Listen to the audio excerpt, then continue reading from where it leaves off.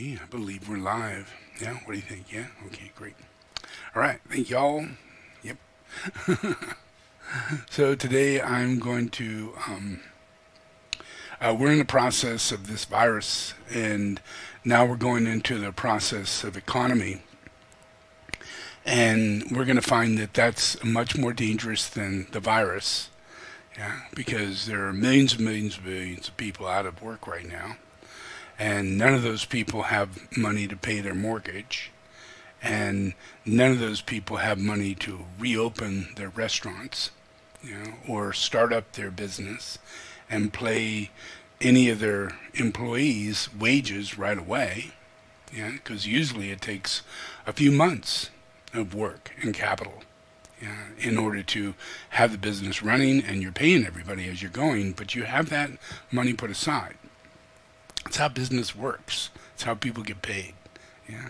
But we're finding out that the trillions of dollars that the president and them had given the United States was far short of what was necessary. So it left out the businesses, small businesses. All small businesses haven't received any money. And that's not a trickle-down scenario. It's just really bad operating situation. People who are running this thing and treating everybody the way they are incredibly incompetent, all the way from China to Italy to America. Wherever this thing landed, it hit incompetency. Only South Korea was the first one to deal with it correctly, and they isolated and they tested everybody immediately. So then they knew what was going on. They knew how much they had and what they needed to prepare for. But we are not in any way, shape, or form prepared for the virus that came, and let alone the economy that's going to come after that. But what it will do over the next 5 years, it will change in a much better way everybody's life. Everybody's future life and present life. People are going to find that, I really don't need to fly that often, to do all that I think I need to do. I could do a whole lot less. So we're just going to find that 1/3 of what would be normal, expected recovery, is not even going to show up. Because those people just have decided that, I actually don't need to fly. And then we just happen to have hundreds and hundreds and hundreds of thousands of electric cars put into society over the last 10 years. And all those people did not have to buy gas. All of them just plugged in at the house and drove around like they had nothing better to do, because they didn't have to pay for their gas.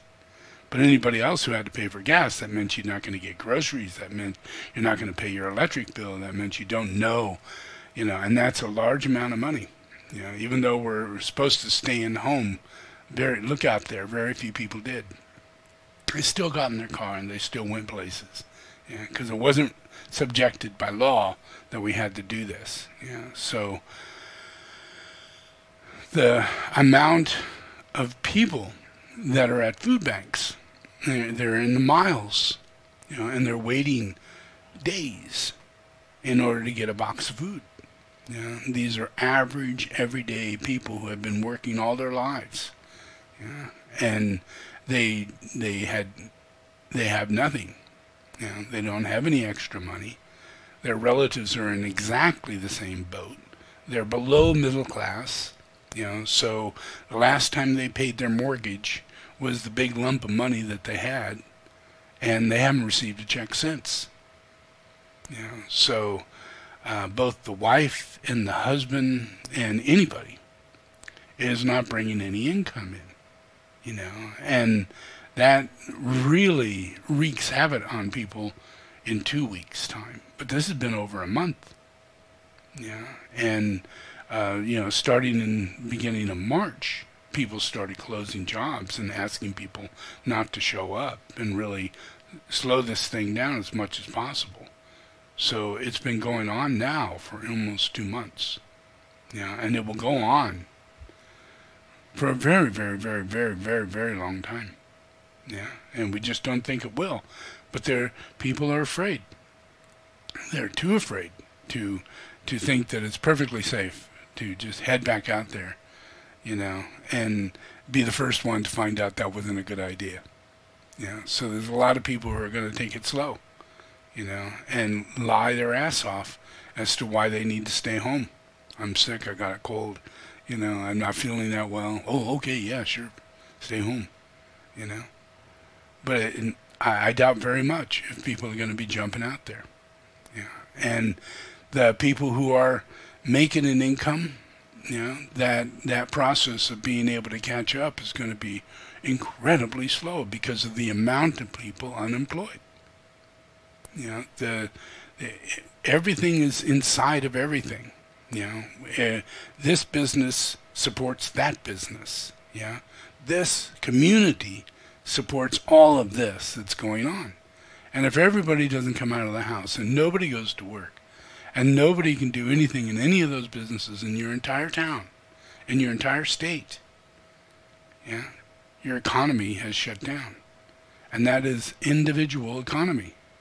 And then to try and start that back up is almost impossible when you don't have a government that comes in and just offers up tens of thousands of dollars into your bank account. If you're a business. In England, our church was giving £30,000 by the country of England.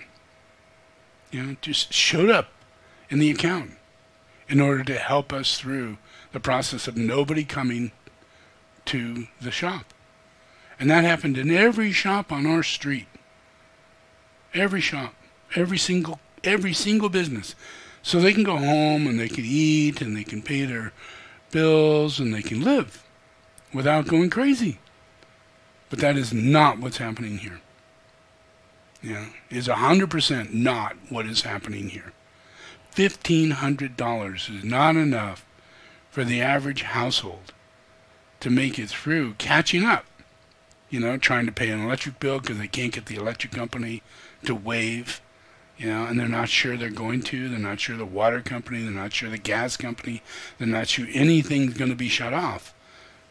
Because they got to make sure those things get paid on time or they get shut off. And their life shuts down. So a lot of people are going to find that they need far less than what they did before. And the house that they're in, the job they have that requires them to come to that job and do the things in that job that they think they need to do, where they're finding that at home, I was able to pull off a lot. And I got real creative. I learned how to make masks. I learned how to make wood carving things, and I started selling it to my neighbors, and I started fixing garages, and people found that they just got their tools together and went and had a job. And I think that is how we're going to survive through this next 3 to 5 years with unemployment the way it is. We're going to have to get real creative. And when we do that, we're going to end up with skills that are going to keep us going for the rest of our lives. And we'll live in incredible moderation. We will not be going to McDonald's very much because there's only going to be a few open. They just can't pay the startup. It's a franchise. It's not McDonald's. McDonald's isn't going to say, oh, don't worry about it. Don't worry about your franchise. Don't worry about all your food spoiling. Don't worry about all your employees leaving. Don't worry about that. They're not going to hand them a $50,000 check, which it would require to pay those employees for the first 3 to 4 months and to buy all the meat and all the things to get you to come in and buy the Big Mac. They can't afford it. They could before, if they were running well, everything was fine. But, startup. In this process, we're not going to see restaurants. We're not going to see bars. We're not going to see common businesses other than stores. And shops for fixing your car.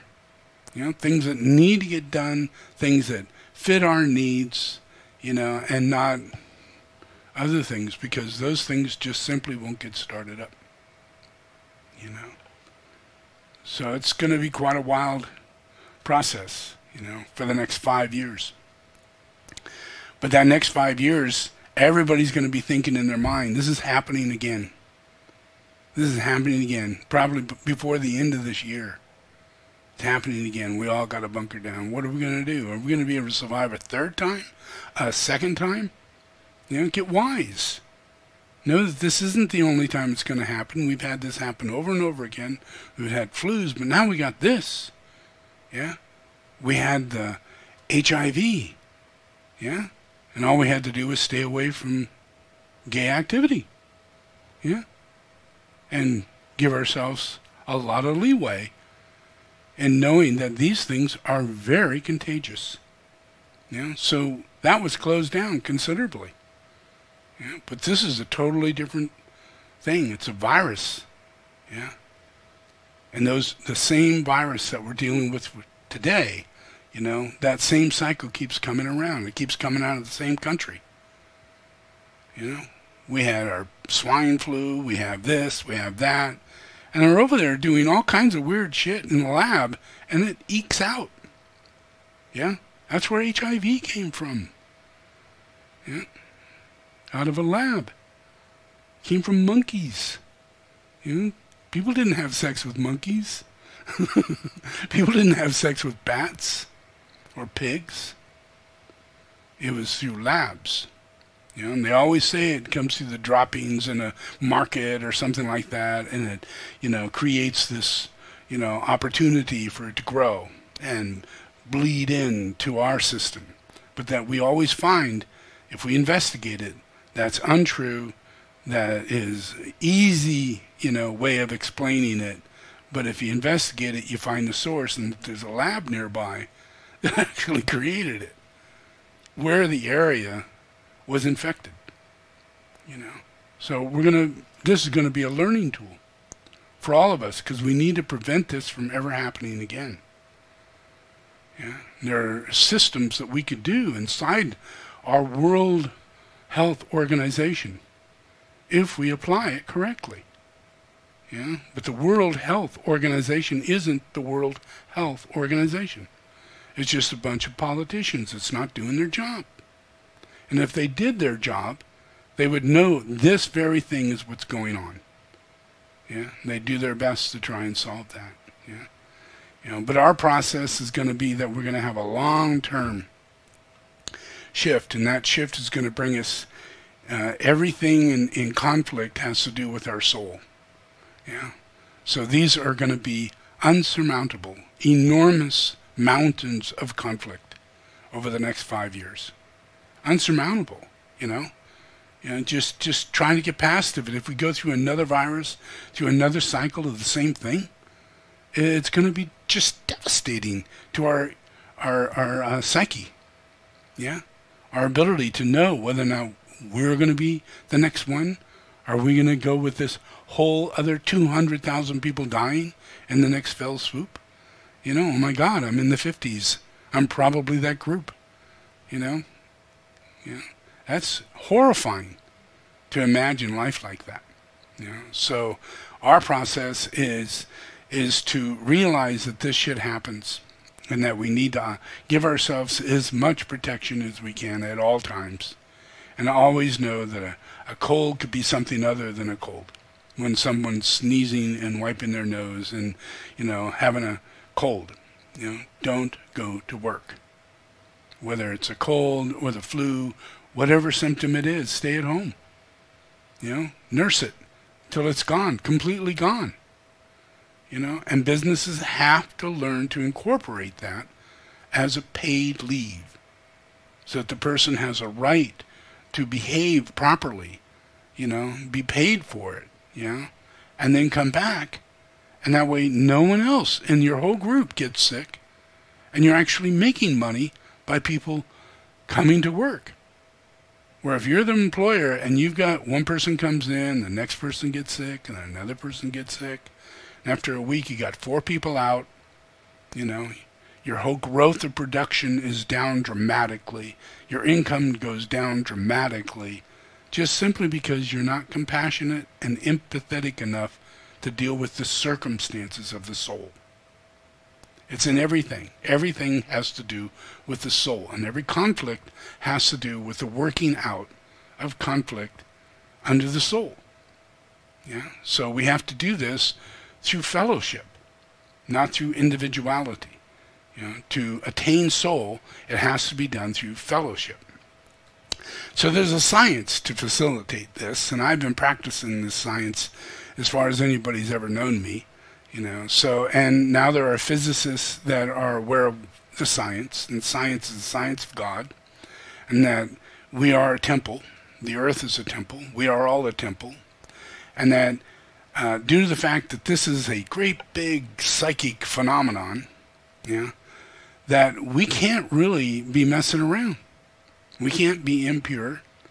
When given the suggestion to do the right thing, we need to take that suggestion and move forward quickly, you know, and not hold back, you know, and not elect presidents like Trump, and not, you know, do the things that we do because we're lazy, because we don't learn from what we're going through.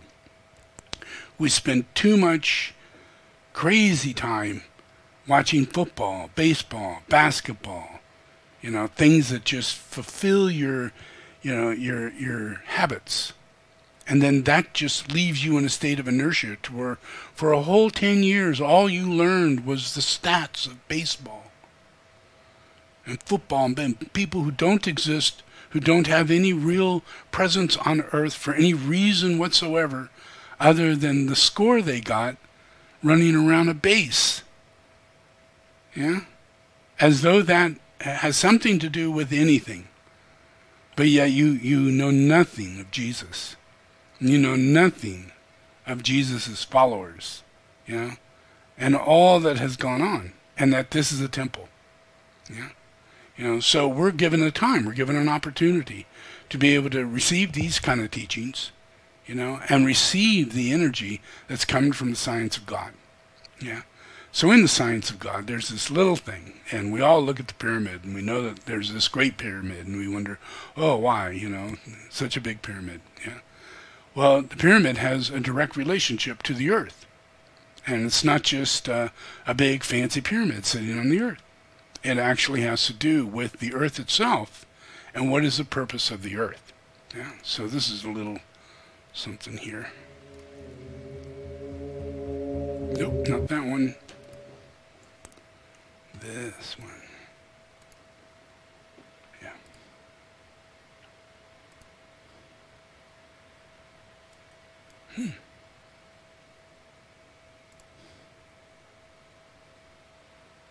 There. The measurements of the length and width of the perimeter of the Great Pyramid correspond to an exact fraction of both the latitude and longitude measurements at the equator. Scaled up, this means the Great Pyramid directly corresponds to the circumference of the equator, as well as the measurement from the equator to the pole, making it a scale model of the Northern Hemisphere. The measurements of the length and width of the perimeter of the Great Pyramid not only does correspond to an exact fraction of both the latitude and longitude measurements at the equator. Scaled up, this means the Great Pyramid directly corresponds to the circumference of the equator, as well as the measurement from the equator to the pole. There. So the physics behind the pyramid, and the fact that we have computers now, and the fact that we can know through NASA and through satellite measurements that we know the size and the distance of the earth and its entire real matter, you know, exactly what is the mathematics. And we find when we apply that to the pyramid, it's exactly the same thing. Yeah, it applies that. But when you go further, you find that the moon is also applied in that. And that manifestation creates the influence of not only the pyramid that we see here, yeah, that looks like that, but then in reality, it's the pyramid that is like this. And the real mathematical relationship of the pyramid is that its width from the base goes up to the apex, and it goes beyond the size of the Earth. And it goes to a specific point that creates another circle. And that exact circle is the distance between the Earth and the Moon. Yeah? So all these mathematics, these numbers of mathematics, are an equation that includes our solar system. The Moon, yeah, the Sun being our rotation, yeah, and the Moon itself and its mathematic placement to the Earth. Yeah. So when we look at that and we realize, wow, you know, that's an amazing phenomenon. Yeah. But it's also a process that allows humanity to awaken their soul through conflict. Yeah. We're built in a temple. So even though life sucks, it's hard, and then you die, and really the only way out is for you to seek God. And then you begin having revelations from the pyramid, from the Earth, from our location in our celestial reality of God's creation. Yeah? Not just, is there a God? To say the least, there's a God. Yeah? We can see God literally formed everything. Yeah? Put it together exactly. Yeah? And made our physical form and the Earth in the same geometric pattern. So we're all related inside this temple. Yeah? So that's fellowship. That's what fellowship is about. Yeah? We can't really get away from it. Yeah? Because we're not really personalities. Yeah? We're actually like our cells are the cells of the planetary logos, our bodies are inside the planetary logos, and all the cells inside the planetary logos is us. Yeah? And if we look at ourselves and we think, oh, you know, a little blood running around, you know, but consider it is life, and it has a brain. It has a brain. Those little cells have brains. Your tummy has a brain. Your toe has a brain. Yeah? Your fingernail has a brain. Every bit of you has a brain. Yeah? If you look at a Mandelbrot, you'll see that every single bit of it is the same as all of it. Yeah? Just break it down to a little piece or see it as a big piece. It's all from the same thing. It's just a holograph. Yeah? It's a pattern of the same pattern. And the pattern is God. Yeah? So when we look at anything, when we look at the pyramid, we look at the Earth, we look at, oh, what a phenomenon, the Earth and the Moon, and mathematics and the pyramid. How's all that possible? Because we don't have any will. The real reality is that God is constantly creating and moving everything inside of this temple. Yeah? So due to the Dark Lodge, we have astral plane and psychic confusion and all kinds of glamours and desires that take up all of our time and energy. Yeah? And when we are allowed, you know, through our own benefit of our own soul, you know, our soulful qualities, when those energies permeate back into us, and it comes from us as a collective, through fellowship, by behavior. Yeah? Like if we have empathy, and we go, we have so much empathy that we start making certain decisions based on harmlessness. And it's not logic. Yeah? It's just, well, yeah, I agree with that. I really don't need, you know, this kind of house. I don't really need to eat this much food. You know, I don't really need all this stuff. Yeah? And it slowly but surely, we're such, being personality, we are ego. Being ego, we're bigger than you can ever imagine. But yet we're nothing. Yeah? But our ego expresses that as being something. So that delusion of grandeur, you know, that delusion of grandeur, that we all go, oh, I'm Jimmy. Well, that's a delusion of grandeur there, Jimmy. You know, you're a child of God. Yeah? And if you get really quiet, you can actually feel God. Yeah? And you are less Jimmy and now more of what God is.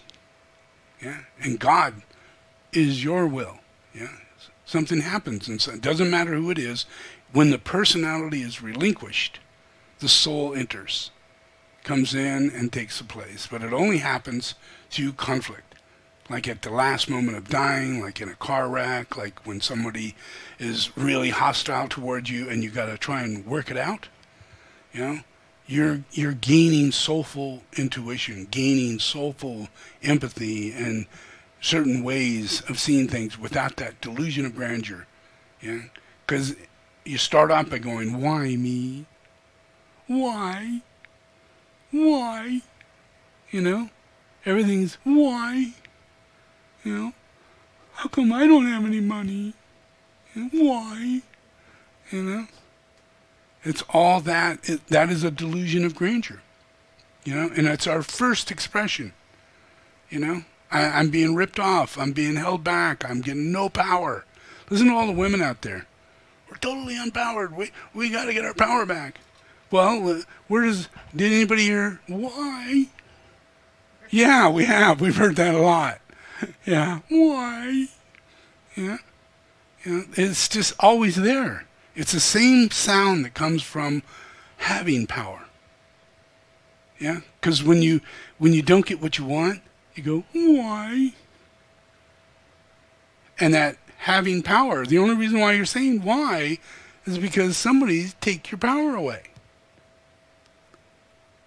And yet you weren't supposed to have that power in the first place.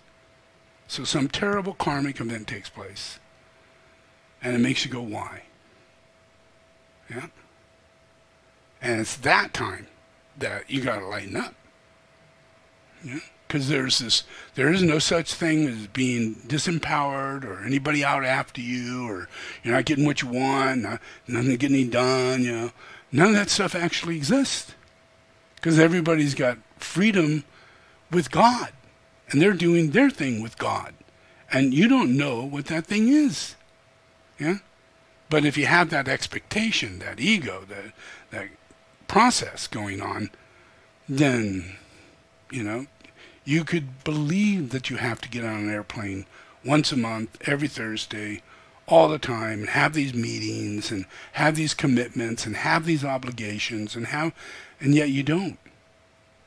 You could have done it by Skype. You could have made a phone call, you know. You could have a little gathering at a time where you're going hiking, you know, and meet people at a very comfortable scenario. Like everybody, let's have a barbecue, you know, rather than a meeting. You know, different ways of going about what makes life easier, you know, and that's what we need to be moved into, and that's what we're going to move into. More and more and more and more and more, and whether it be high school or, you know, kids in younger ages, you know, all of those, whether it be college, all of those are going to be online, you know. Try getting to a football game. Yeah, it's going to be, you're going to be sitting at home going, yay, after a while. That's kind of boring, you know. I mean, God, you know, we can't even, this has been a year and a half. I haven't even seen a football player, you know. Are they real? Are we watching one of those games? Yeah. Yeah, it is boring. The whole thing is boring. And we have to be given the opportunity to have it, because it's an addiction, this stuff has to be taken away. And it's when it's taken away, but you still get a little feedback from it, you realize you don't really need it. Yeah.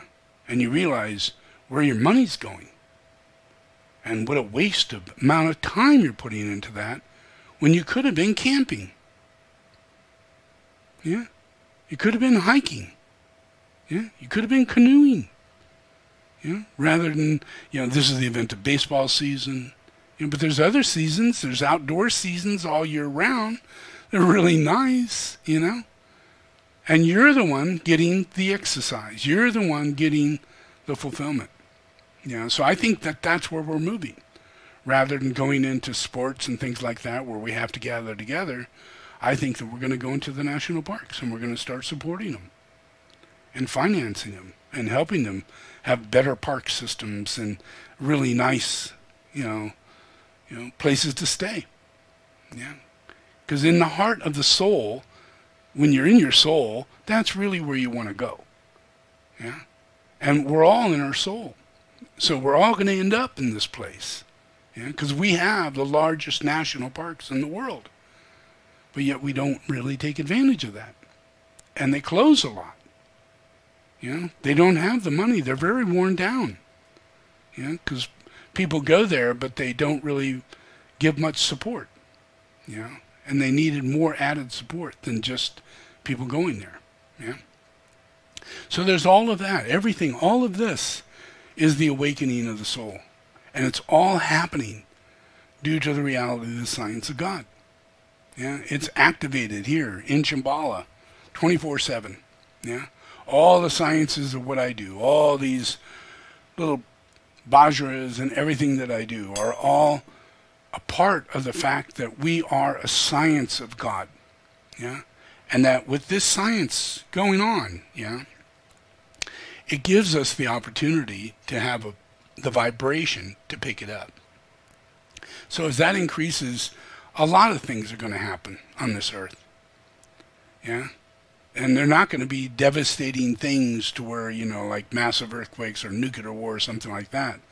But they are things that we have to cope with so that we can change our ways that are impure and are harming the earth to ways that are not harming the earth and are sustainable.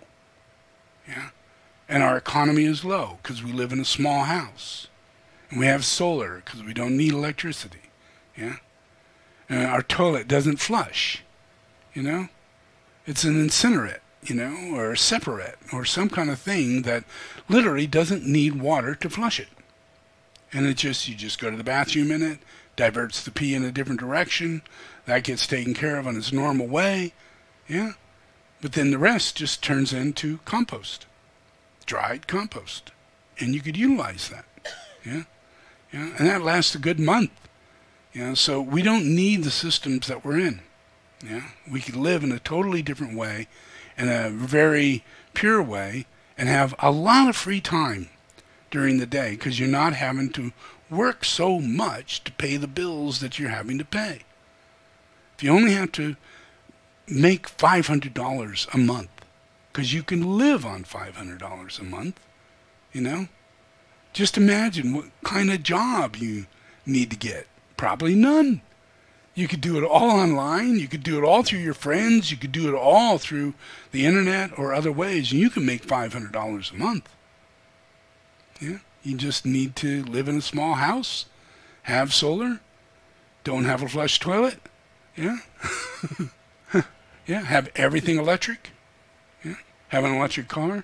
And within 5 years, it will cost you $500 a month. And that's mainly food. Yeah. And now you're growing. You got your own garden, you have a few chickens because you moved out of town, and now you're down lower than that. You're down to $350 a month, and holy moly. And you're probably making a whole lot more than that. Yeah. So there's abundance in the reality of the soul. Yeah. It provides abundance. It provides. Yeah. It's our personality that puts us in a position to where it literally sells us out. And then we are now obligated for all those things. So everybody's given a vacation here, for a spiritual change. And we're not going to come out of it. It's going to stay the same for a very long time. And if we understand that this is God's plan, and that everybody's taking this opportunity because there's more and more soul going into the earth and affecting people to make better decisions when they come out of it and not get more and more depressed, because they're going to get less depressed. A lot of people would think, oh, no money, Great Depression. No, not really. Yeah. We're not going to get like the Great Depression. Yeah.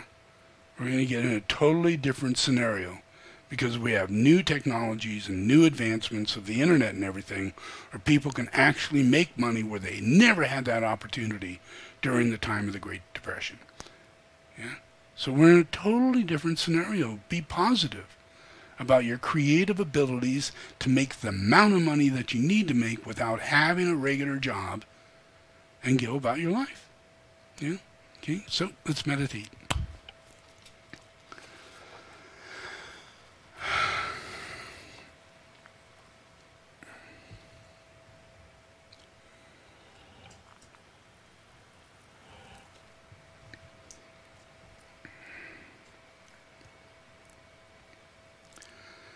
Okay, we're going to do the invocation of the soul, the ashram and the monad.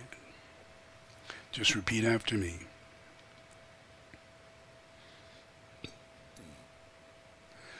I invoke the power, the love, and the wisdom of my ashram, soul, and monad.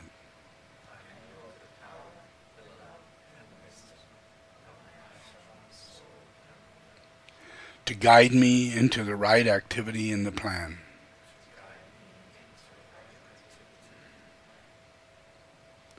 To clarify and stimulate my mind. To transform and transmute my feelings and emotions.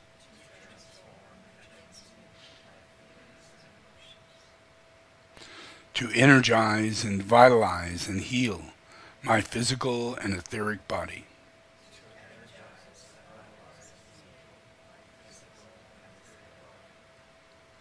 So there is a normal flow of energy in my physical and etheric body.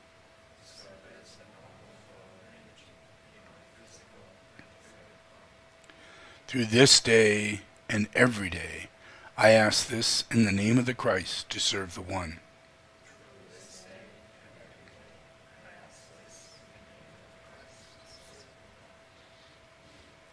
All in the name of the Father, the Son, and the Holy Spirit.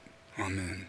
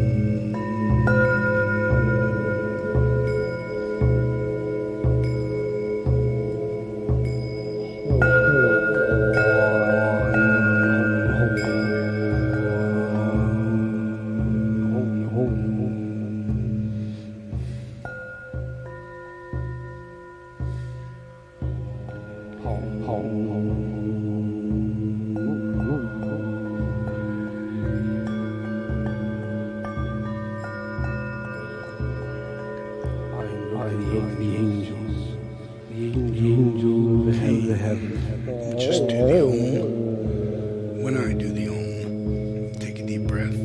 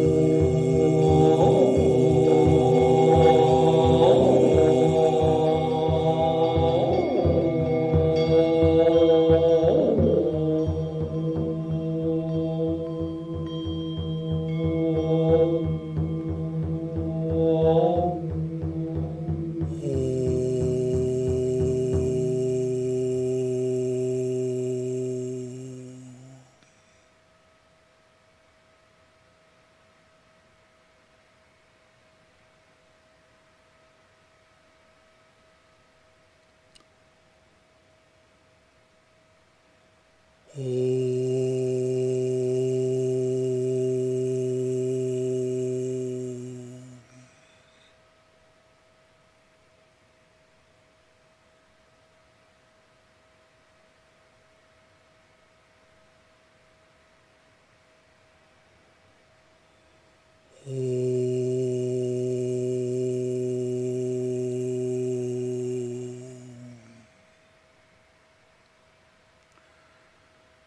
just relax.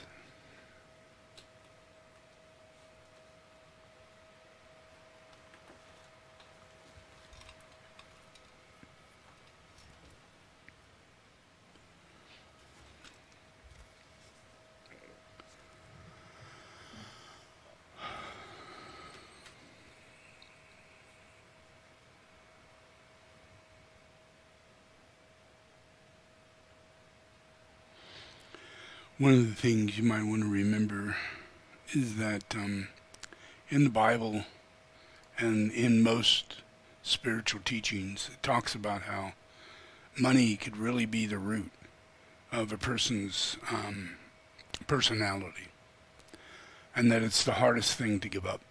It's the hardest thing to care and share money. Really hard. Everybody lets people borrow money. I've never do that. I like to pass it on to people and then make them stronger and help them regain their ability to do it more. Yeah. So either you take this and then you give that same amount back. Yeah. It's not really a borrowing. It's a regrouping. Yeah. Or you just let it go and let the person have it. Yeah. But it's a process of knowing that money's not ours. You know, money is something that comes from heaven. That there really is a tree of life, and that it is based on prosperity. It's not based on poverty. Heaven is not based on the fact that we have to be a martyr and live a life of sacrifice, and eat nothing, want nothing, be nothing. Yeah. It's about being something. It's about being God's creation, and finding prosperity in the value of your life and being able to serve in that way. So I play the drum in order to bring peace between one's will, personal will, and the will of God. And so when I play the drum, I'm helping to help orient a person to the will of God, to align to the will of God, to the forces that you may have a real problem with, because you have too much will, too much pride, too much, of that personality, which is always based on, competition or willing to put oneself in front of others, and not knowingly do it, but just as a survival tendency, So, in heaven, we have a tendency to give spontaneously, So we're a different lot, us angels are a different lot, If you ask me to anything, if you say, "Oh, this need," I won't stop until I have that taken care of, And there's nothing I can do about it, because I always believe everything that comes my way is God's process, So I don't. You can question it, but you're better off not, and you're better off just go about doing it the best you can, and fulfill it, because that is not merit, it's just right relationship, it's how we should treat each other the way we want others to treat ourselves, and we'll never get that way unless we are that way first. You can't go, well, why, I'll do that if you do it, If you want help, ask me first. And that's a terrible thing. When a person needs help, you should just help. And if they didn't ask for help, you shouldn't say, well, ask for it. Just help, And then that softens the person in the fear area of asking for help. Because a lot of times you don't get it, and it just becomes an antagonism, of a burden that a person really doesn't want to take on. So I'll do my drum. So just relax, close your eyes, and take it easy.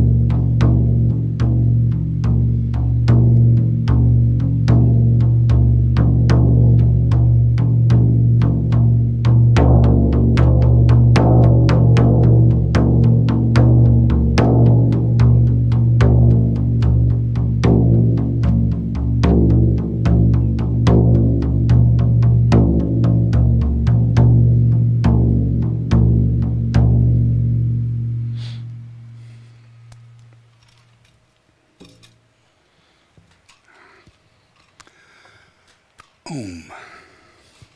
Thank you very much for attending this meditation, and I wish everybody to stay well and be at peace.